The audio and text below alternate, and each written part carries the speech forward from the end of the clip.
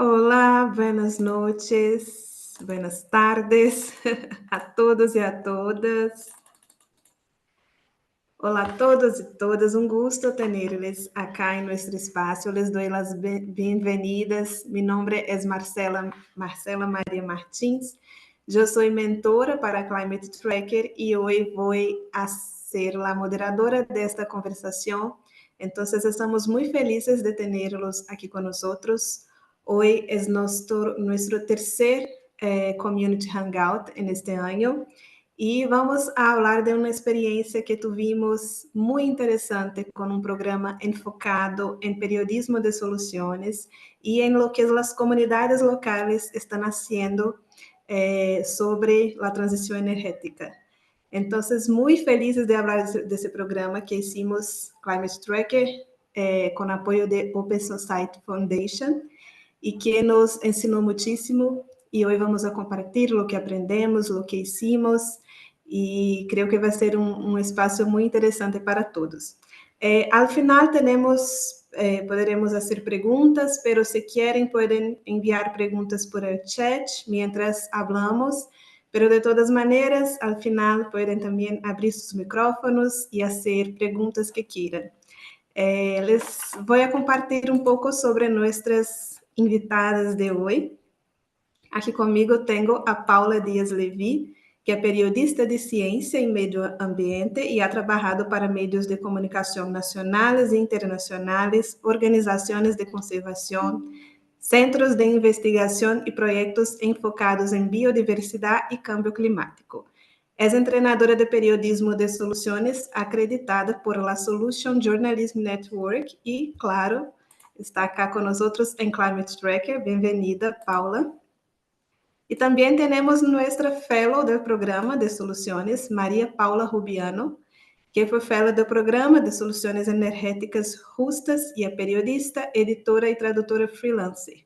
Atualmente é editora assistente em Environmental Health News e escreve sobre câmbio climático, biodiversidade, soberania alimentar e justiça medioambiental para publicações como GRIST, BBC, El Espectador, Mutante, Algodão, Atlas Oscura, entre outros. E vive em Medellín, Colômbia. Bem-vinda, Maria Paula. Gracias por estarem acá. Bueno, entonces empezamos con Paula, después luego María Paula y seguimos con las preguntas. Paula, por favor. Buenísimo, muchas gracias Marce y a todas y todos quienes nos acompañan hoy. Yo voy a compartir pantalla. ¿Me avisas porfa Marce si se ve? Ay, Se ve, Paula. espera, que justo me tapaba ahí el botón. ¿Se ve la pantalla completa? Sí. Listo. Entonces, bueno, precisamente tal como tú decías, Marce, vamos a hablar un poco de nuestro proyecto de soluciones energéticas justas, pero antes, a modo de introducción, vamos a hablar del periodismo de soluciones, algunos aspectos muy básicos para calentar los motores y el gran potencial que tiene para contar y comunicar la acción climática en sus diversas formas y manifestaciones, ¿cierto? Porque eso es lo que nos convoca el día de hoy. Y bueno, ¿por qué es importante hablar de periodismo de soluciones? Primero, porque justamente nos encontramos en un contexto de no una, sino múltiples crisis, donde el cambio climático es solo uno de los fenómenos que nos aquejan a nivel local, nacional y global, y que obviamente cada vez se toma más los medios de comunicación, pero no siempre de la mejor manera, ¿cierto? Sabemos que este es un problema, de hecho cada vez es más común ver, por ejemplo, cómo hay comunidades afectadas por eventos climáticos extremos, sin ir más lejos, lo que ha pasado en Brasil con las lluvias y las inundaciones en las últimas semanas, y también en nuestros propios países, donde las sequías, olas de calor, entre otros fenómenos, están aumentando en intensidad y frecuencia por influencia del cambio climático. Y bueno, obviamente los medios de comunicación, como bien sabemos acá, que yo creo que la mayoría somos periodistas, muchas veces se centran en el problema, ¿cierto? Y esto ha generado un montón de cosas, y no solo cuando hablamos de cambio climático, sino que también cuando hablamos de crisis políticas, económicas, conflictos bélicos, etcétera. que es, por ejemplo, entre muchas otras consecuencias, la evasión selectiva de noticias por parte de las audiencias y la fatiga informativa, ¿cierto? Por un lado tenemos personas que, por todo lo que está sucediendo en el mundo y en sus países, está evitando a propósito las noticias porque resultan abrumadoras, porque son muy negativas, porque afectan incluso la salud mental. Y también existe un caudal gigante de informaciones de distinta índole que, digamos, también genera un cansancio en las audiencias. Entonces, hemos visto cómo hay digamos, un problema que nosotros como medios de comunicación y como periodistas tenemos que abordar y que es cómo realmente generar esta fidelización, una mayor, digamos, reciprocidad con los públicos. Y dentro de las cosas que es muy destacable para efectos de esta presentación, que de hecho he rescatado en uno de los últimos informes del Instituto Reuters, es que dentro de las estrategias para abordar y para tratar de revertir esta evasión selectiva de noticias y esta fatiga informativa, está en explorar distintos tipos de trabajos periodísticos, ¿cierto? Y dentro de ellos, como pueden ver ahí encerrado por ese circulito, está el periodismo constructivo o de soluciones. Entonces, ¿de qué hablamos? ¿De qué diantres hablamos cuando hablamos de periodismo de soluciones? Bueno, en palabras de la Solutions Journalists Network, se refiere a la cobertura rigurosa y basada en evidencia de respuestas a problemas sociales o ambientales, en nuestro caso, y sus resultados. Es decir, se enfoca en la acción que se implementa para abordar determinado problema y cómo resulta esa acción en el contexto determinado en el cual se enmarque nuestra historia, ¿cierto?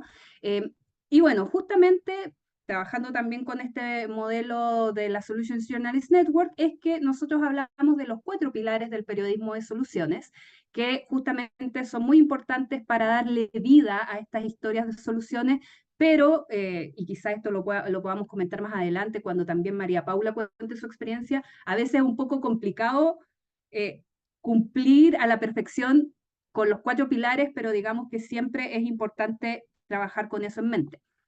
Y el primer pilar, y que yo diría que es parte del corazón del periodismo de soluciones, es que toda historia de soluciones se centra en la respuesta. La respuesta es sinónimo de la acción o iniciativa que uno implementa para responder a un problema determinado, ¿ya? Es decir, cómo ha funcionado esta respuesta o acción ante un problema social o ambiental. Por ejemplo, si nosotros queremos tratar de resolver un problema de la degradación del bosque nativo, por dar un ejemplo, ahí una respuesta o acción sería la reforestación con flora nativa, ¿cierto? Entonces, hay uno, digamos, que muestra cómo funciona, qué no funciona, quién lo hace mejor, entre otras cosas. El segundo pilar, que también es muy importante y que también lo veíamos en la definición de periodismo de soluciones, con la cual nosotros trabajamos en el marco de este proyecto, es que entrega y proporciona evidencia, ¿cierto? Y esto es súper importante porque la evidencia, tanto cuantitativa como cualitativa, es fundamental para saber cuán funcional es o no una acción, ¿cierto? Qué tan eficaz es, qué es lo que nos dicen los datos y qué es lo que no nos dice. Y eso es otro punto súper interesante a destacar, que muchas veces es difícil acceder a la evidencia. De hecho, nosotros lo vimos en el marco de este programa, de que nosotros era como, no, pero busca la evidencia, pregunta de la manera más detallada posible, cosa de recabar esta evidencia cuantitativa y cualitativa. Pero muchas veces puede ser desafiante de conseguir y por lo tanto es importante también ser transparente con las audiencias, ¿cierto? Es decir, mira, esta acción ha funcionado así, de acuerdo a la evidencia, pero hay cosas que no sabemos y eso también es importante porque en el fondo forma parte de este proceso informativo y de entender, digamos, la relevancia de una respuesta determinada. El tercer pilar es que entrega perspectiva. Y esto es súper importante porque cuando hablamos de periodismo de soluciones, es importante hablar de las lecciones y de los aprendizajes que nos dejan las acciones para abordar un problema determinado. Y ver cuán relevante, accesible y útil es para las personas, porque en el fondo el periodismo de soluciones no es un periodismo feliz, happy land, donde, digamos, como que abunda eso, sino que es un periodismo que busca ser de utilidad para la sociedad. Y la replicabilidad en ese sentido es fundamental, es decir, cuán replicable es la acción que estoy contando para otras comunidades, por ejemplo, que tienen una situación similar. ¿Qué tanto lo podemos emular o implementar en otros contextos? Entonces, eso también es súper importante. Y finalmente, otro aspecto medular es que es importante informar sobre las limitaciones. Y esto a veces también puede ser difícil a la hora de cubrir historias de soluciones, de acuerdo a lo que nosotros vimos con nuestra experiencia, es que, claro, hay que poner atención en las deficiencias, en las falencias o en los vacíos que tenga una respuesta, ¿ya? Porque no existe la solución perfecta. Una cosa muy importante que se me olvidó mencionar al principio es que el periodismo de soluciones aborda problemas sistémicos, ¿ya? No problemas banales, por decirlo de alguna manera, sino que problemas sistémicos. La crisis climática es un problema sistémico, la desigualdad es un problema sistémico, la pobreza es un problema sistémico. Entonces, a esos problemas apunta el periodismo de soluciones, no que no sea, yo no logro abrir mi frasco de mantequilla maní, entonces voy a implementar una solución para eso. Eso no, digamos que no, como lo entendemos, no es periodismo de soluciones.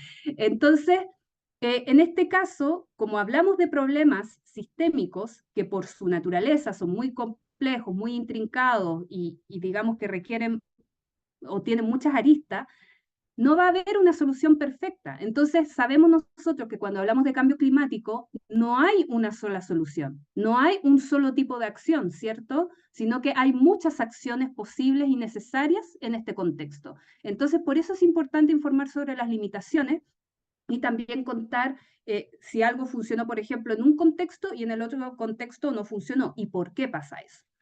Entonces, eso digamos que es algo, es como lo básico de lo básico del periodismo de soluciones. Y también, dicho todo lo anterior, es importante prestar atención a los posibles impostores, ¿cierto? Porque a veces nosotros nos podemos confundir y creer que una pieza determinada es periodismo de soluciones, pero en realidad obedece como a otras lógicas. ¿Y qué no es el periodismo de soluciones? Bueno, de partida, y esto es súper importante, no se enfoca en los personalismos, es decir, no rinde un culto al héroe o a la heroína, sino que las personas son, digamos, ocupadas, por decirlo de alguna forma, no se me ocurre un verbo menos utilitarista en este momento, pero ocupadas, digamos, para hablar o explicar las transformaciones sistémicas. ¿Por qué? Porque como lo decíamos en un inicio, de acuerdo a la definición, el periodismo de soluciones se centra en la acción en sí, no en las personas, ¿ya? Lo otro, y que es súper relevante, es que no es teórico, es decir, no es que, y sobre todo algo que vemos mucho los periodistas científicos, por ejemplo, el estudio no sé cuantito, publicado en Nature, dice que la contaminación se resuelve con ABC. Pero lo que vemos en el periodismo de soluciones son acciones que ya fueron implementadas o están siendo implementadas y tienen resultados. Entonces no sirve aquí lo teórico, lo que diga alguien hipotéticamente, no, acá nos enfocamos en un proceso en curso. También otra cosa muy importante es que no se trata de hablar de panaceas o de una bala de plata. ¿Por qué? Porque de nuevo estamos hablando de problemas sistémicos que tienen distintas ramitas y digamos que ciertas soluciones o ciertas acciones abordan ciertas partes de ese problema sistémico, pero no va a solucionar todo, no va a ser la gran maravilla, entonces digamos que hay que tener ojo con eso.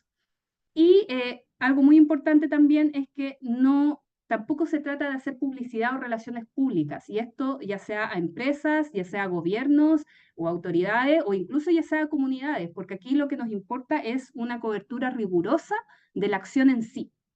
Y eso también está muy atado, por ejemplo, al greenwashing, ¿cierto? A este lavado de imagen verde, porque muchas veces hay empresas, sobre todo, que digamos, hablan de distintas iniciativas que impulsan y que, claro, pueden ser más verdes, pero no va a ser periodismo de soluciones si solo nos enfocamos en eso y en promover una imagen positiva de la empresa, sino que el periodismo de soluciones es enfocarse en la respuesta de la manera más rigurosa posible. Y finalmente, y que es muy importante, sobre todo cuando hablamos de periodismo ambiental al menos, es que en este caso el periodista, o como lo entendemos nosotros, es decir, yo insisto que esto es como lo hemos visto nosotros, no se convierte en un activista, ¿ya? Es decir, acá lo que nos interesa de nuevo es informar de la manera más detallada posible sobre la respuesta en sí. Entonces, aquí tenemos que evitar que, como periodistas, atrincherarnos en una posición y vender todo esto como la maravilla máxima. Entonces, eso digamos que es algo muy importante a lo que nosotros le prestamos atención. Y ya para tener algunas consideraciones muy relacionadas con lo anterior es evitar exageraciones y sensacionalismo. A veces, claro, nos podemos emocionar o podemos, digamos, agrandar algunas cosas y digamos que eso daña o diezma un poco esta comunicación rigurosa. También entender que cuando hablamos de fracasos también es importante, porque el fracaso entrega mucha perspectiva, que era el tercer pilar, y digamos que nos entrega aprendizaje, ¿cierto? Entonces también cuando hablamos de soluciones fallidas, por ejemplo, puede ser muy interesante para las audiencias. Y también obviamente, incluso, y puede sonar un poco contradictorio, pero tratar de evitar a veces incluso ocupar la palabra solución, porque no vamos a hablar necesariamente de una solución al cambio climático, pero sí podemos hablar de medidas que puedan abordar o ayudar a resolver X problema asociado a este, digamos, fenómeno gigante que nos impacta de distintas maneras. Ahora, dicho todo esto, este resumen resumido del resumen, es muy importante hablar de soluciones cuando hablamos de historias climáticas, ¿cierto? Y bueno, aquí yo quería destacar como dos conceptos que se ocupan mucho en el periodismo ambiental, porque, bueno, digamos que tienen directa relación con todo lo que vivimos, incluso en América Latina y el Caribe, ¿cierto? Lo primero es el concepto de soluciones basadas en la naturaleza, que se refiere a todas esas acciones destinadas a proteger, gestionar o restaurar ecosistemas naturales o antropizados, es decir, que han sido modificados por nosotros los seres humanos.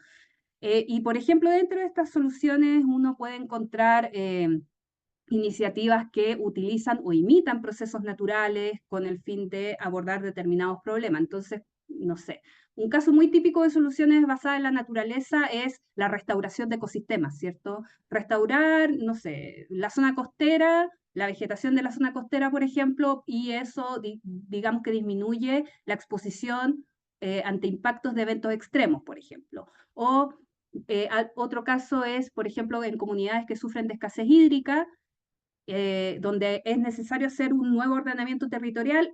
Ahí, por ejemplo, encontramos como una solución posible el manejo integrado de cuencas, que es otro tipo como de proceso donde uno también toma el funcionamiento de la naturaleza y aprovecha eso para no solo, bueno, velar por la misma naturaleza, sino que también ayudar a la resiliencia de las comunidades humanas.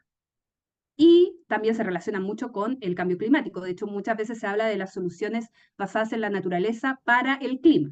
Y bueno, muy relacionadas con eso también están las soluciones climáticas, ¿cierto? Que esto ya como que se enfoca mucho más en el cambio climático per se, que como sabemos se debe en gran medida a nuestra forma de obtener energía, es decir, a la quema de combustibles fósiles, petróleo, gas, carbón, y también a otros fenómenos como el cambio de uso de suelo, es decir, por ejemplo, la deforestación, que es como el caso más típico, y sabemos que la deforestación también ha generado un aporte a la crisis climática enorme porque se emiten gases de efecto invernadero que estaban reservados en los ecosistemas naturales, por ejemplo, por la vegetación nativa.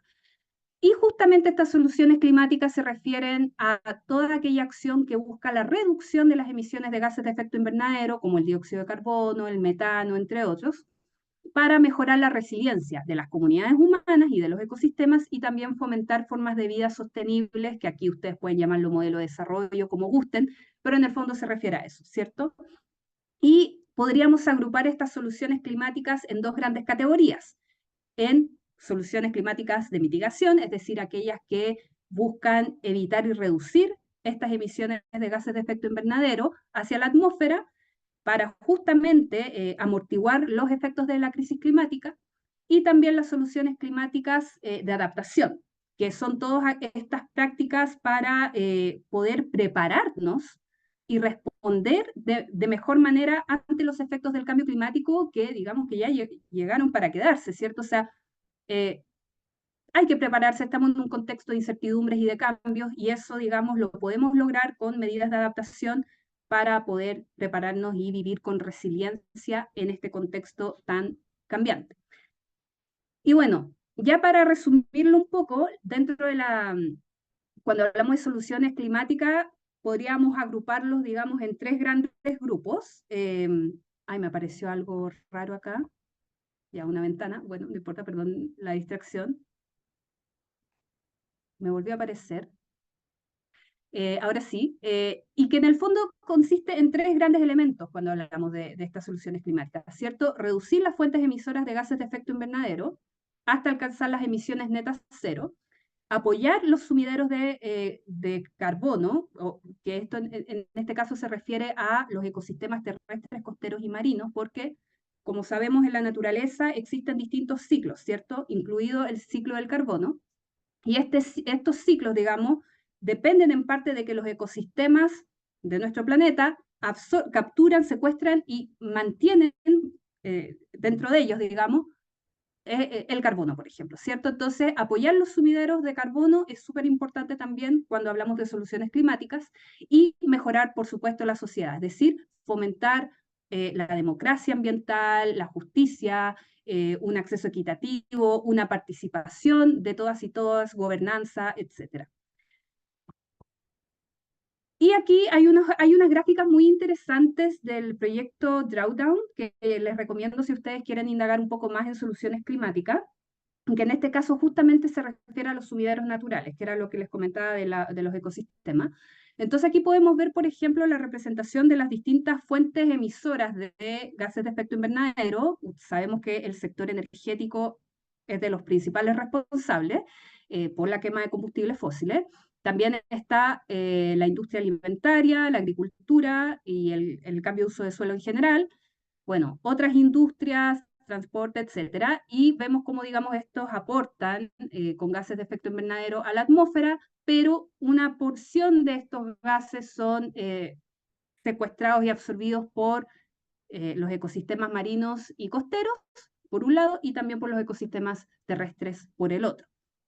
Y aquí también hay otra gráfica muy interesante que nos da un marco para las soluciones climáticas, que justamente muestra estos tres ámbitos de acción. Reducir las fuentes emisoras, por un lado, apoyar los sumideros y mejorar a la sociedad, ¿cierto? Disculpe, ¿pueden apagarle el micrófono a alguien que está ahí? No sé si yo soy Listo. la única, pero eso interrumpe. Ahí sí, gracias. Ya consegui apagar. Muchas gracias, querida. Entonces, aquí de nuevo vemos cómo, por ejemplo, el sector energético es una de las fuentes, de las principales fuentes emisoras, también la industria alimentaria, otras industrias, etcétera. Acá los sumideros, que son los ecosistemas terrestres, costeros y marinos, y también la sociedad, porque obviamente sin la participación de todos los miembros y de toda la diversidad humana que existe, no podemos tener una acción climática contundente, ¿cierto? Eh, y hay una guía súper interesante también que si les interesa hablar o abordar las soluciones climáticas, se las recomiendo, que es esta guía de Covering Climate Now y de la Solutions Journalist Network, que categoriza las distintas historias climáticas, ¿cierto? Y eso también nos ayuda un poco como a orientar nuestros esfuerzos para ver qué tipo de historias de soluciones climáticas queremos abordar. Aquí encontramos, por ejemplo, la política, ¿cierto? En esta categoría caerían todas aquellas soluciones climáticas potenciales que vienen de la mano de políticas públicas, de legislaciones, de la acción de los gobiernos, y sabemos sobre todo que el sistema político es de los principales responsables, digamos, de muchas crisis que vivimos, entonces es un ámbito crítico para hablar de estos temas. La economía también, porque sabemos que los modelos económicos altamente intensivos y que han estrujado al planeta también son responsables, digamos, de la crisis ecológica y climática que vivimos actualmente. Por lo tanto, todo lo que tenga que ver con las inversiones, con las finanzas climáticas, etcétera, también es un campo potencial para historias de soluciones climáticas. Las tecnologías y prácticas, que también son un tema que vamos a profundizar un poco más en unos minutos, que se refiere, por ejemplo, a todas las tecnologías que promueven las energías renovables no convencionales, ¿cierto? Todo lo que tiene que ver con la energía eólica, por ejemplo, la energía solar, y por otro lado, las prácticas, por ejemplo, las prácticas agrícolas que son más amigables con el entorno, como por ejemplo la agroecología. ¿Por qué? Porque recordemos que el cambio de uso de suelo también ha sido uno de los promotores de la actual crisis climática, sobre todo de la mano, por ejemplo, de la agricultura intensiva e industrial. La sociedad civil también, por supuesto, es otro actor relevante cuando hablamos de soluciones climáticas, todo lo que tiene que ver con las y los defensores ambientales, activistas, las organizaciones no gubernamentales, muy importante también cuando hablamos de soluciones climáticas, y finalmente la cultura, que tiene que ver con todas aquellas expresiones culturales, manifestaciones, lo que hacen rostros, celebridades, entre otros, cuando se trata de historias climáticas, ¿ya? O de soluciones climáticas. Y bueno, justamente aquí, en relación a estas dos categorías de tecnologías y prácticas y de sociedad civil, es que nosotros realizamos, tal como decía Marce en un principio, este programa de soluciones energéticas justas, que fue un gran desafío, y ya quizás ahí María Paula nos contará su versión de los hechos, porque nos propusimos buscar e indagar en todas aquellas iniciativas de transición energética impulsadas por comunidades locales. ¿Ya? ¿Y por qué es importante? Porque en el fondo cuando se habla de transición energética en los medios, sabemos que la transición energética es uno de los procesos que se requieren para mitigar los efectos del cambio climático, es decir, para pasar de estas matrices energéticas basadas en combustibles fósiles a matrices energéticas diversificadas y basadas en fuentes de energía renovable. Y justamente cuando se habla de estos temas, sobre todo en los medios de comunicación, suele ser muy corporativo, ¿cierto? Se habla mucho de inversiones, de todas las inversiones que va a involucrar X proyecto en X país. Se habla mucho de las empresas que tienen megaproyectos de energías renovables, por ejemplo, y sabemos que ahí también hay algunos problemas asociados, por ejemplo, conflictos socioambientales. Pero ¿qué pasa con la transición energética a pequeña escala?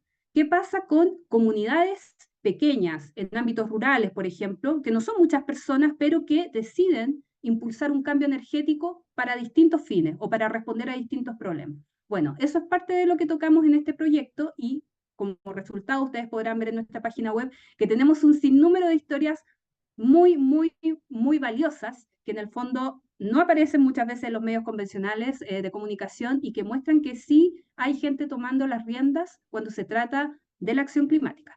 Así que, sin agregar nada más, te devuelvo la palabra, querida Marce, para contar un poco más de este proyecto. Perfecto, Paula, muchas gracias por su presentación. Buenísima. Bueno, les cuento que nos acompañan muchas personas desde Bogotá, Madrid, Santa Marta, ¿qué más? Santiago en Chile, Quito, San José, Maracay en Venezuela, Lima, Buenos Aires, Caracas, bueno, mucha gente. Muchas gracias por estar acá con nosotros. Nos cuente de dónde están, de dónde nos vienen.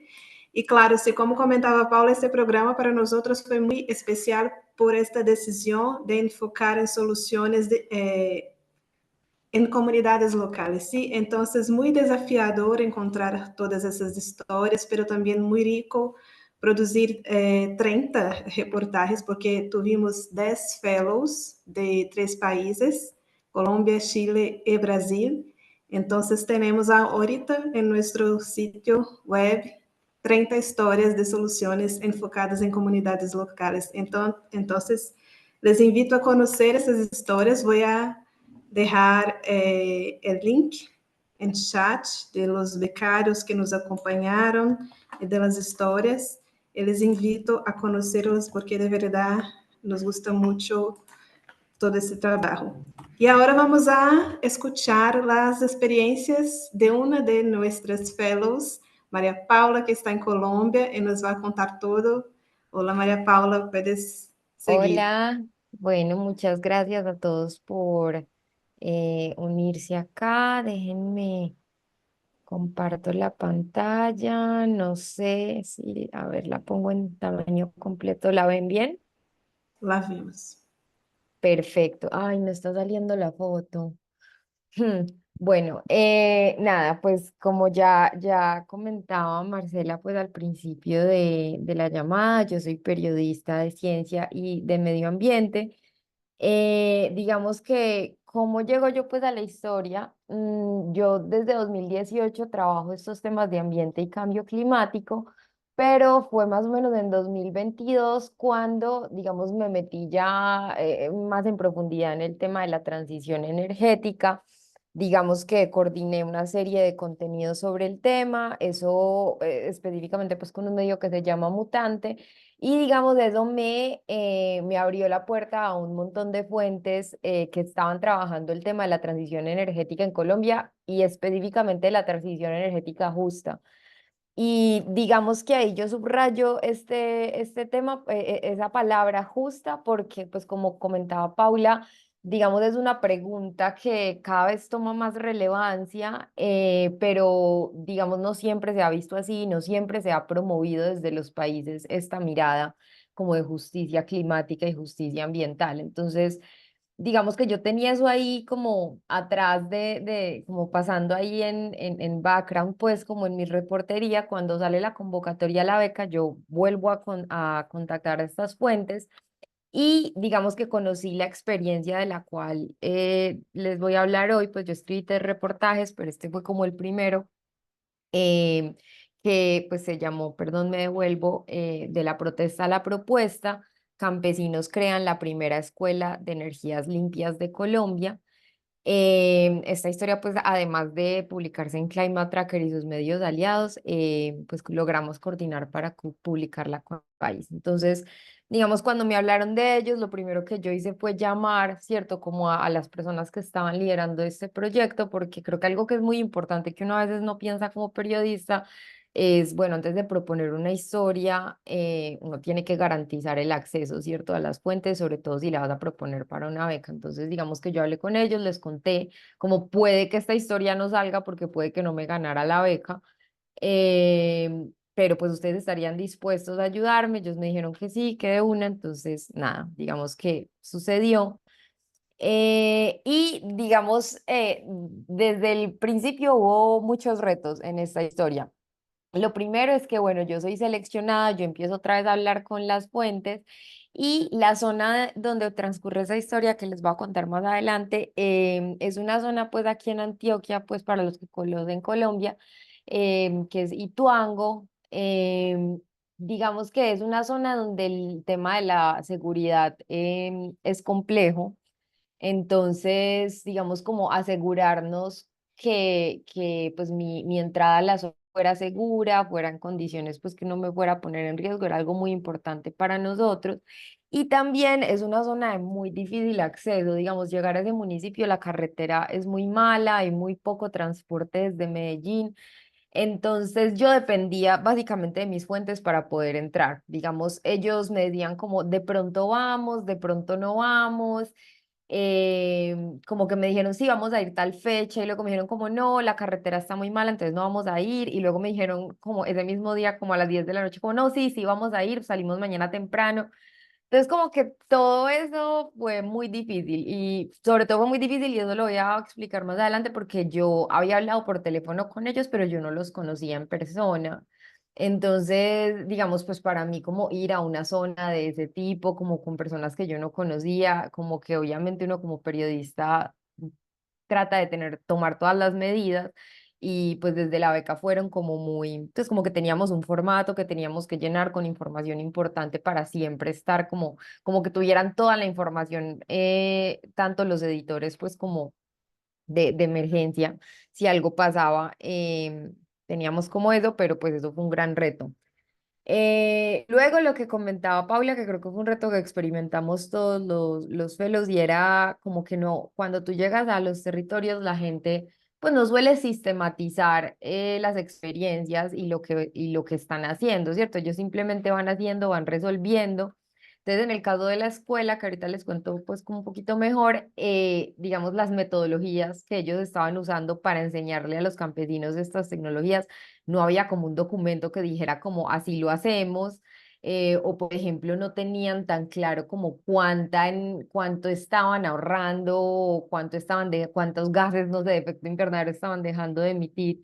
Pero entonces ahí como que, bueno, entran en juego como otras formas de preguntarse por la evidencia, que pues desde la beca nos ayudaron mucho.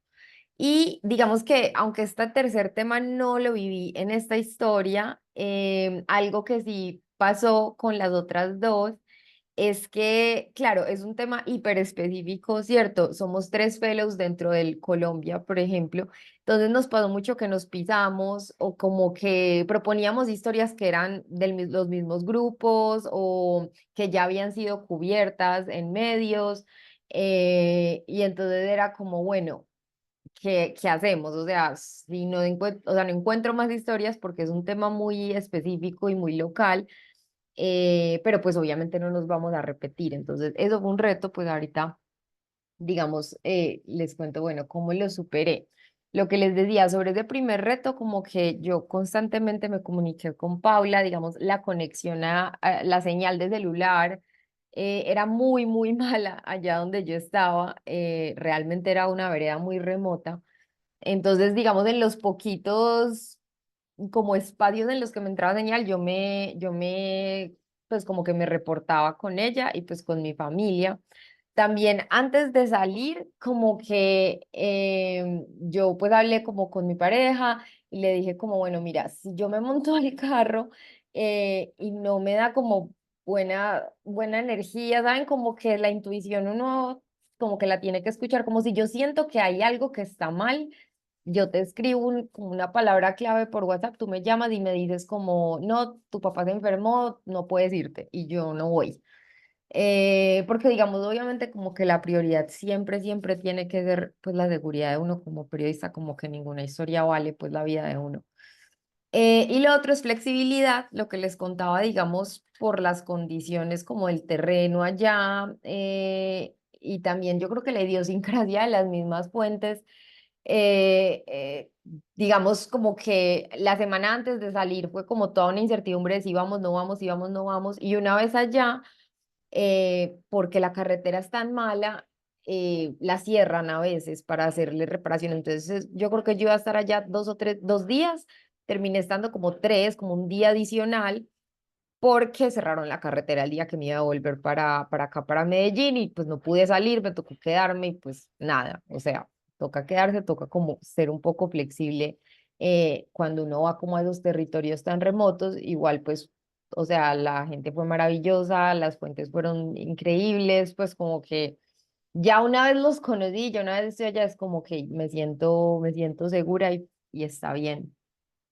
Sobre, digamos, el segundo reto que les comentaba sobre la evidencia, digamos que aprender a hacer las preguntas correctas fue como lo que me salvó un poco. Digamos, ellos desde Climate Tracker nos facilitaron como unas guías de preguntas para hacer, pues para responder a cada uno de los pilares pues de periodismo de soluciones. Y eso fue para mí, por lo menos, fundamental para ampliar mi visión de lo que yo considero evidencia. Digamos, yo vengo como con esta formación de periodista de ciencia, entonces como que tengo también una visión muy positivista, si se quiere, de la evidencia, una cosa muy cuantitativa, una cosa muy desde la ciencia formal, y ampliar esta mirada de lo que puede considerarse evidencia a temas más cualitativos, a temas más vivenciales, a temas tal vez como, no sé, el hecho de que una comunidad se sienta empoderada, como eso también es evidencia, ¿cierto? No solamente pues el número de paneles que se instalan. Entonces, como hacer ese cambio de chip a incluir ese tipo de evidencia más cualitativa dentro de lo que uno considera evidencia, fue como muy importante para decir como no, es que esta historia vale la pena y aquí hay algo, ¿cierto? Aquí hay como algo de lo que se puede aprender. Y sobre la tercera, yo creo que el hecho de tener una perspectiva, una mirada como curiosidad y contexto fue muy importante. Por ejemplo, mi segunda historia fue sobre una comunidad energética aquí en Medellín, de hecho, no tan lejos de mi casa, que creo que fue en 2019, la inauguraron, o en 2021, no me acuerdo en qué año, perdón. El caso es que la inauguraron y eso salió en todos los medios, la primera comunidad energética de Colombia, la cosa más increíble, ¿no? Lo máximo. Pero cuando yo me fui a leer el informe de los investigadores que habían ayudado, pues que habían trabajado con la comunidad para hacerlo, ellos lo que escribían así como muy explícitamente es como este proyecto lo logramos porque teníamos el respaldo económico y como en todos los sentidos de la empresa de servicios públicos pues más grande de Colombia, Empresas Públicas de Medellín, de un montón de fondos extranjeros, pues como de universidades en Reino Unido, de una universidad muy importante acá, y ellos escribieron, una comunidad por sí sola no es capaz de montar una comunidad energética en Colombia, no existe como el andamiaje legal, ni pues como no hay condiciones para que esto sea una cosa replicable. Entonces, digamos que ahí esa visión y esa historia no aparecía en ningún medio, ¿cierto? Como una historia que diga como cuáles son las lecciones que realmente nos deja este proyecto, no solamente celebrar que existe, sino como, oiga, es que esto no es tan sencillo, ¿cierto? Aquí hay muchas cosas por hacer para que esto sea una realidad. Digamos que ese ángulo no se había abordado y esa fue la segunda historia. Y en la tercera eh, era sobre un proyecto que uno de mis compañeros también ya estaba escribiendo, pero digamos que él se enfocó mucho más en el tema de recuperar como semillas nativas como con perspectiva de género, y yo me enfoqué mucho más en el tema de recuperar unos cultivos, el cultivo de arroz nativo y de trigo para mejorar la soberanía alimentaria, pues usando energías pues como alternativas y comunitarias. Entonces, como que a pesar de que estábamos hablando como como del mismo grupo de personas o sí, de la misma organización, esa organización tiene muchos proyectos, entonces cada uno se enfocó como en uno diferente para no repetir historias a pesar de que estamos hablando de cosas muy similares. Digamos que encontré un poquito de la reportería. El proyecto pues es súper bonito. Se llama la Escuela de Formación de Técnicos Comunitarios en Energías Alternativas y básicamente son campesinos formando a otros campesinos para la instalación y el manejo de energías alternativas. Aquí, digamos, hay paneles solares, pero también están los biodigestores, también están pues como otras técnicas sí, sobre todo biodigestores y paneles solares. Son lo que ellos instalan. Eviliardo Martínez, que es esta persona, es él. Él es un técnico pues formado él es electricista pues con formación digamos académica, y él es el que le enseña a los campesinos como todo el conocimiento y el que les dice como bueno, así funciona un panel, esto es lo que ustedes tienen que mirar, porque digamos que en investigaciones que se han hecho sobre energías, pues sobre la llegada de energías alternativas, por ejemplo de paneles solares a comunidades muy remotas, es que claro, instalan, pero si se dañan, pues se quedan dañadas y eso se vuelve ahí un traste que se vuelve basura, pues porque nadie sabe qué hacer con eso si se daña, y el gobierno o la empresa o quien sea que haya llevado ese panel hasta por allá no se va a poner a mandar un técnico que es carísimo, va más para que mire a ver qué fue lo que pasó. No, eso casi siempre se queda como basura. Entonces, como lo diferente de la propuesta de ellos es como no, nosotros no vamos simplemente instalamos algo, sino que le enseñamos a la gente a manejarlo. Por si te daña, por si algo pasa, ellos sepan al menos como qué podría estar saliendo mal, y si no, pues igual es una red, entonces pueden llamar a Biliardo, pueden contactarse con otros compañeros. Entonces, digamos que eso fue muy bonito. Este es como una de las clases en las que Biliardo les estaba enseñando como, él empieza desde lo más básico, como qué es la energía, por qué podemos sacar luz del sol, pues cierto, como energía eléctrica del sol, eh, y pues ya se va a lo más técnico, pues de cómo funciona un panel solar, qué partes tiene, qué significan los números que aparecen ahí. Digamos, es un proyecto con la comunidad, ella es Azenediguita, digamos que ella fue como la protagonista pues de mi historia, porque algo que no he mencionado que es muy importante es que esta es una comunidad que fue desplazada por la represa Hidroituango, que es como el proyecto hidroeléctrico más grande de Colombia y uno de los más grandes en América Latina. Y Asenet era pescadora y barequera, es decir, que pues como que recogía oro pues del río. em, entonces, ella fue desplazada por Hidroituango, digamos, su sustento de vida quedó pues destruido, y digamos que ellos dijeron, bueno, esta forma, y pues obviamente al ser una represa hidroeléctrica se presenta como una energía verde, ¿cierto? Como una energía de la transición energética.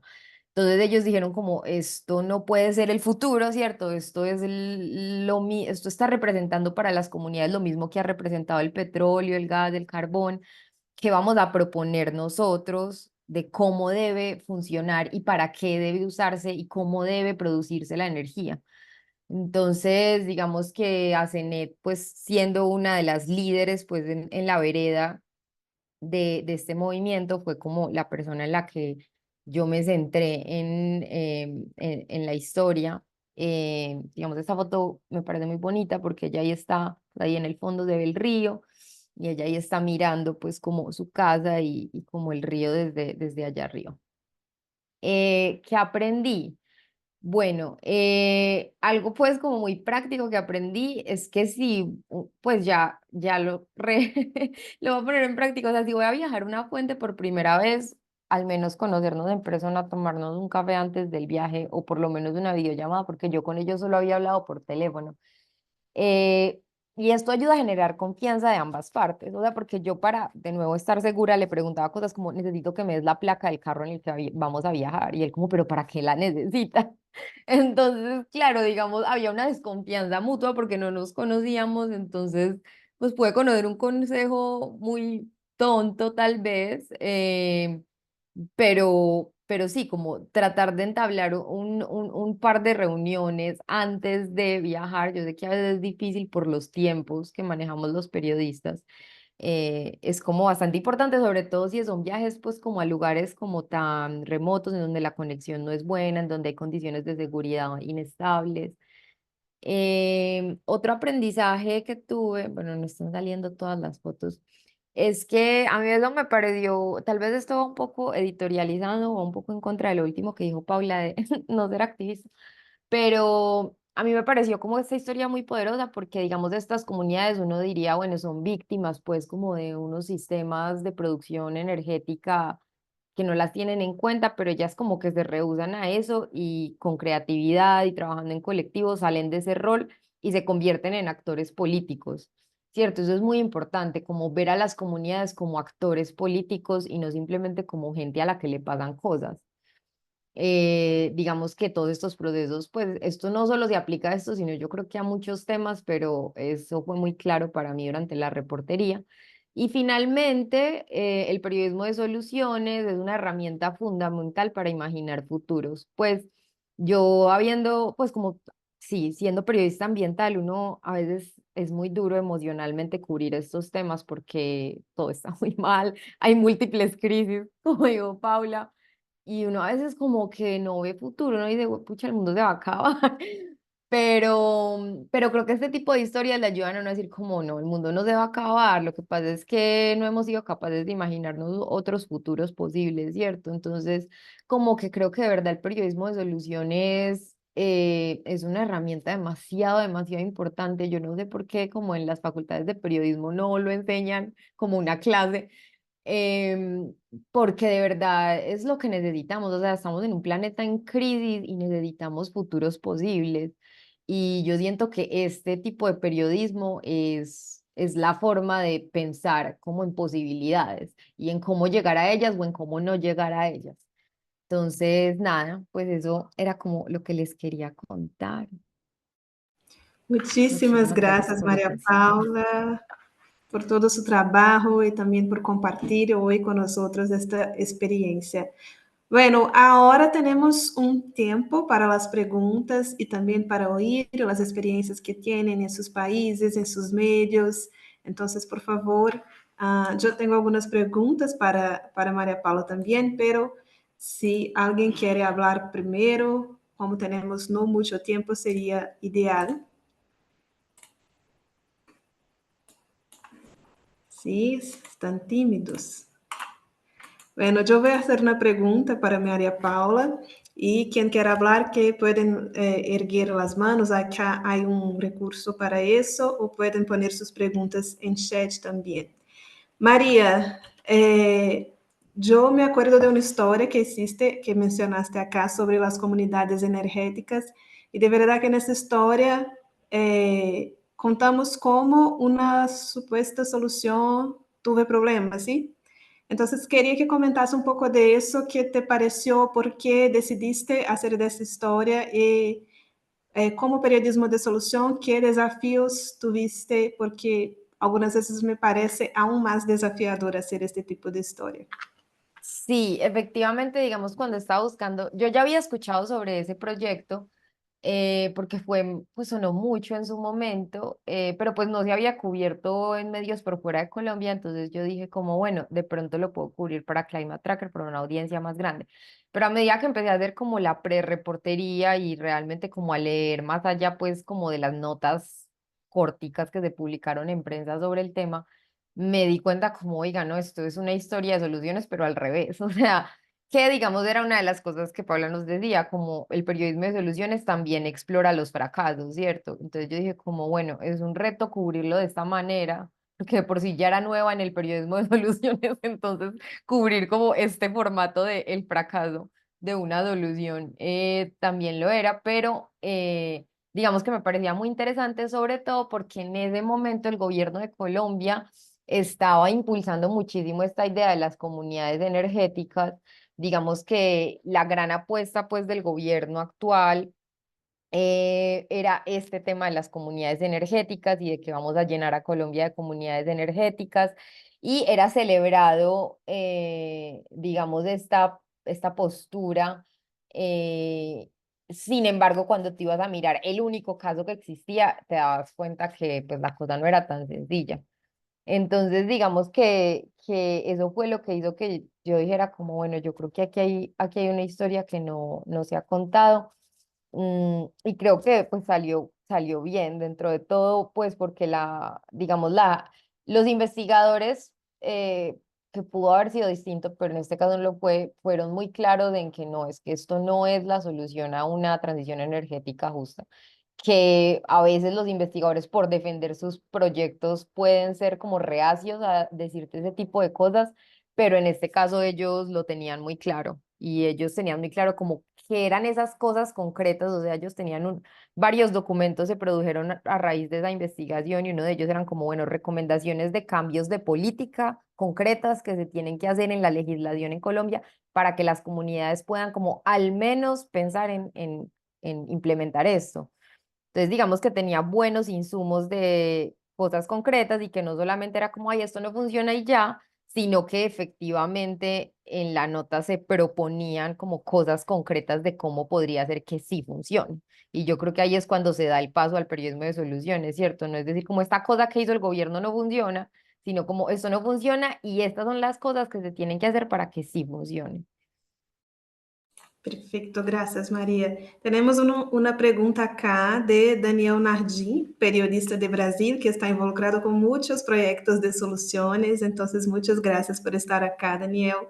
Daniel comenta que periodismo de soluciones es un excelente camino, pero que también necesitamos mostrar las limitaciones como uno de los pilares.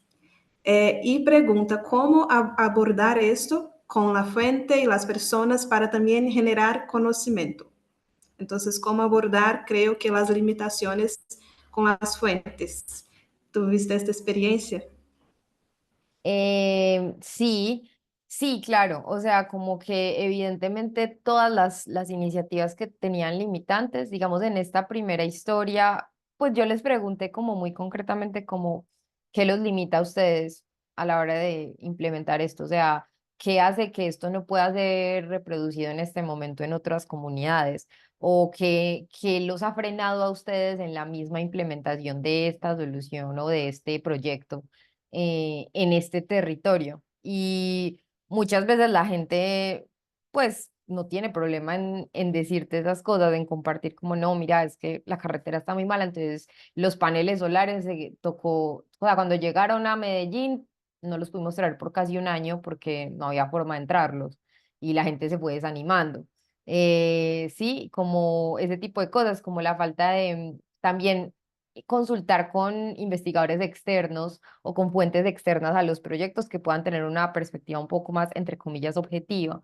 Entonces, no sé, me acuerdo que creo que fue para esta primera historia, hablé como con un otro investigador que decía como, no, esta propuesta está interesante, pero pues por más que tú hables con un campesino y logres como mostrarle las cosas básicas de un panel solar, pues obviamente nunca va a poder como montarlo solo. Siempre se va a necesitar un acompañamiento porque esto requiere un conocimiento técnico que pues una persona que no tiene esos conocimientos, o sea, ni tú ni yo, ni nadie que no sea como un electricista puede hacerlo del todo bien. Entonces no es como que se necesita un acompañamiento inicial, ¿cierto? Eso es una limitante ahí, porque siempre se va a necesitar ese primer impulso.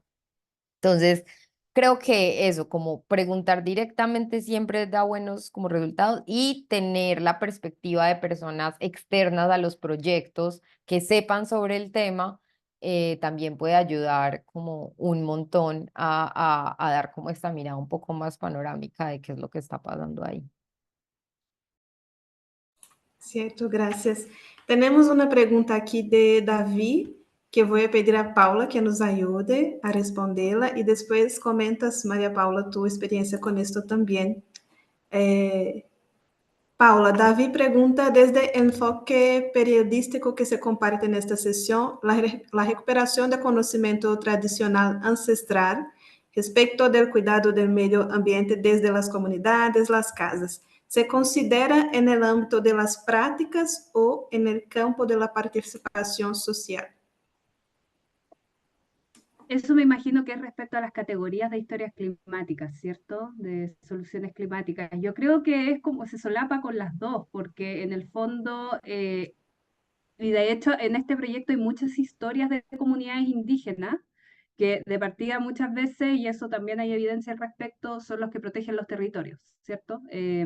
Bueno, obviamente depende de cada historia, pero efectivamente hay un rol social, de participación social, como bien dices, de activismo y de defensa del territorio, que era uno de los tipos de historias de soluciones climáticas que está, digamos, incorporada en esa categorización.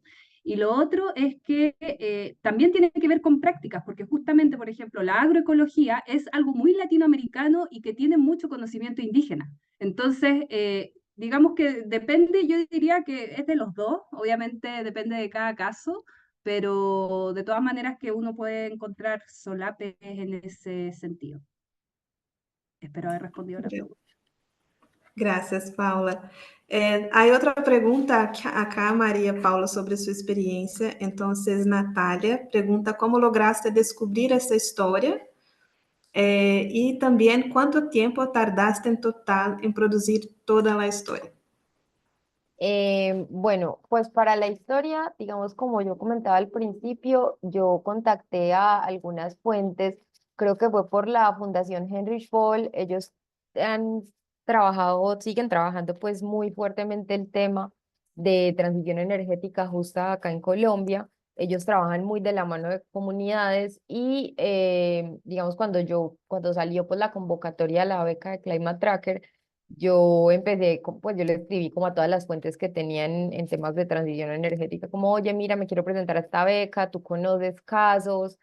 Ellos me pasaron un informe sobre, digamos, experiencias de transición energética justa en Latinoamérica y leyendo el informe había una mención, pues, como en un parrafito de esta experiencia de comunidades Z. Entonces ya con esa como pista, yo le vuelvo a escribir a ellos como, miren, encontré esto en el reporte, no sé si me pueden pasar el contacto de ellos.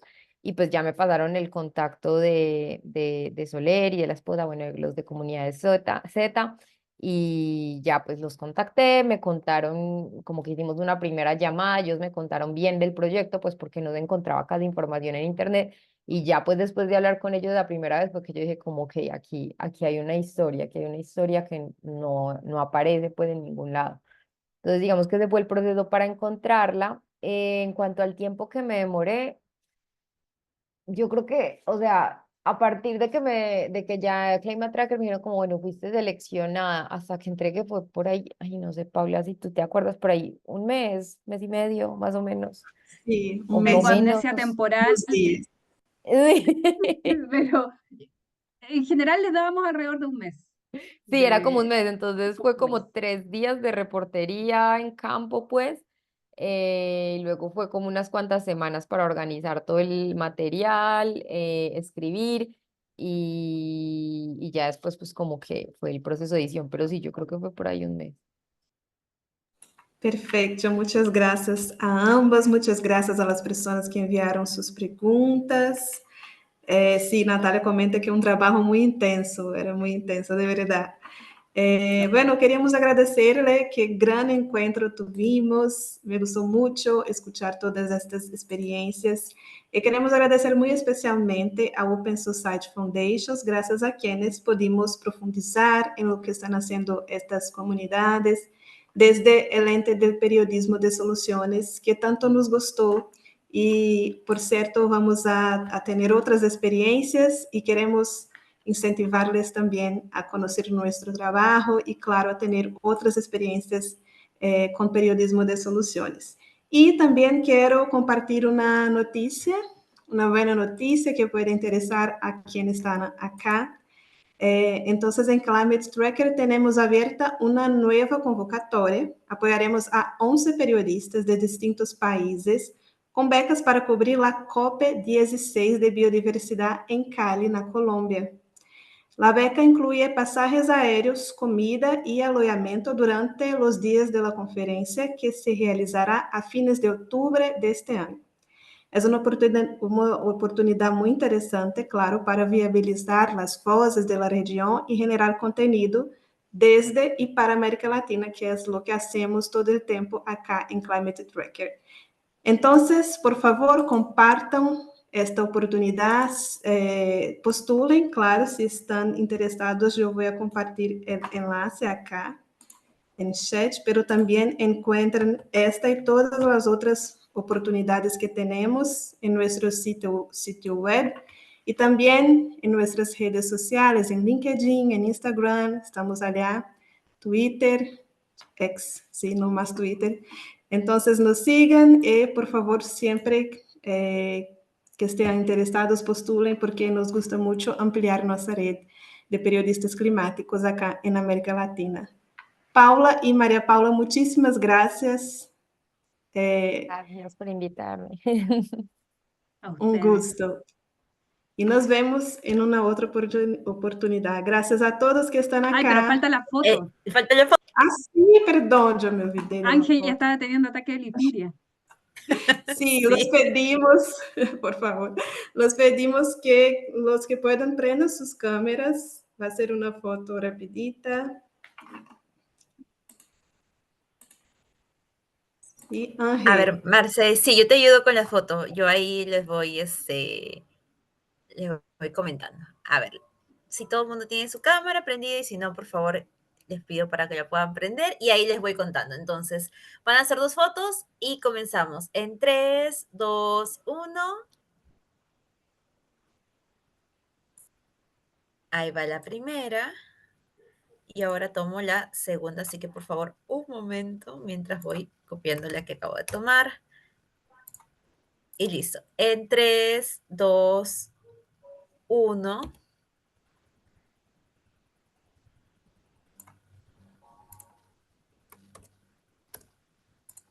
Perfecto, listo. Ahora sí, muchas gracias, Marce. Gracias, Ángel. Gracias a todos. Que tengan buenas noches, buenas tardes y nos vemos.